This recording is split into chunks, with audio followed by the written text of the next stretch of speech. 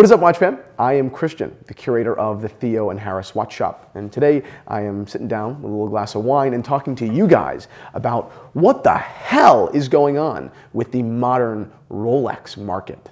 But before I do that, a quick wristwatch check. I am wearing an 18-karat yellow gold Datejust. Reference That's my watch. He's coming back.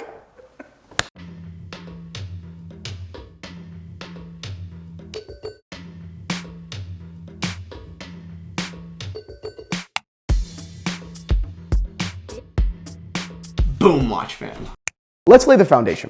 Since Baselworld 2016, the introduction of the ceramic Daytona, the Rolex world has been a different place. Before then, the only thing standing between you and your next Rolex was the money.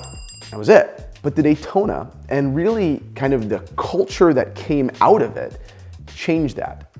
Demand rose considerably higher than supply, and the mere notion of walking into a Rolex boutique and buying a steel sports Rolex, basically anything that isn't a 31mm ladies Datejust at retail, became foolish. It's impossible to do that. So what happened then? Premiums. Those that were lucky enough to snag a steel sports Rolex at retail were able to turn their good fortune into profit. Blue Horseshoe loves Anacott steel. Premiums on Daytonas hit $13,000, literally doubling the retail price of the watch. Hulk Submariners, watches that retailed a hair over $9,000, were trading, I think, above $17,000, and Batman the same. Now, this inflated market was not just a product of honest demand. There were nefarious practices going around, particularly in Europe, but that's not what this video is about. I'll get into a different day. This video is about now. What is currently going on with these hard-to-get Rolexes? Well, they're dropping. Take the Batman, for example. As it stands, the average list price on Chrono24 for a Rolex Batman is $16,000. But that number is propped up by dealers and delusional private owners because those watches are trading between $13,000 and $14,000 all day long. The Daytona has remained strong, despite a couple of mini dips that have happened over the course of the last year or two, still trading between $23,000 and $26,000. But the days of paying $12,000 cash, which is a 40% premium over a steel Rolex Submariner, are over. Geeks everywhere are just waiting to get their Air Kings from the AD, not paying a $1,700 premium for them. So why? Well, two reasons. One, they're just not as hot anymore. They're yesterday's story, last year's smoke show. And two, everyone out there that was willing to pay these crazy premiums already did. Now, you still can't buy these watches retail, but there are so many on the market that the values have sagged. Are they still worth owning, seeking out? Of course, they're Rolexes. They're great watches with remarkable histories and, frankly, social clout. Well, what about the vintage Rolex market?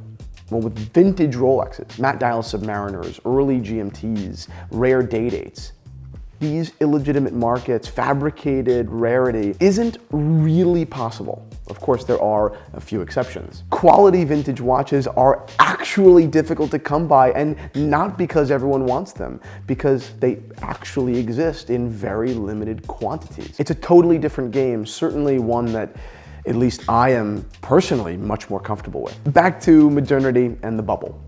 Will it happen again? Will another bubble form?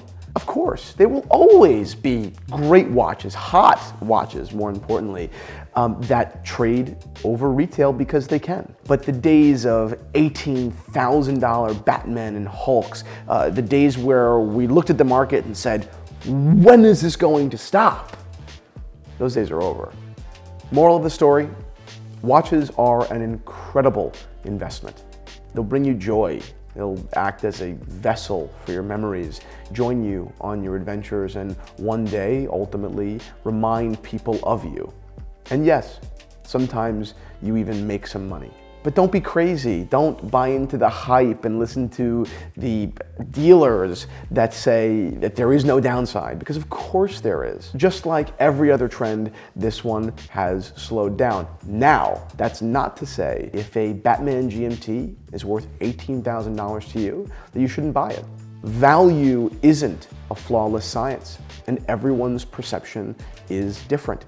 But next time when any one of you out there decides they're going to jump into a exploding market, go on YouTube, hear other people's opinions, and be careful. It's a crazy world out there. A lot of money is changing hands, and we just don't want to see you guys get hurt. That's it. Thank you all so much for watching, and I will see you all soon. Grand Seiko's first American boutique opened up in Los Angeles, right here on Rodeo Drive, actually. So let's stop in and see what they've got.